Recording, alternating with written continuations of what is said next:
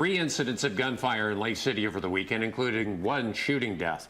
The Columbia County Sheriff's deputies are releasing limited details, though, about that shooting in Lake City.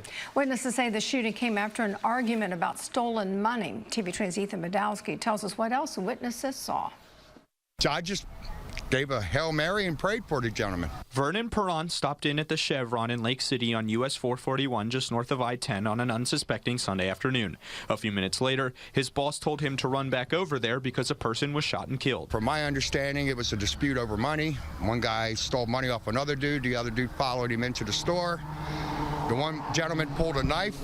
The other gentleman went out and got a gun and shot him. The cashier working when it happened did not want to go on camera, but did provide a detailed account of what happened. The cashier at the Chevron says the victim came inside the food mart with blood all over his face, telling him to call 911. He said deputies arrived quickly, but shortly after, the victim collapsed and died. There were cops all over, forensics. The coroner was here.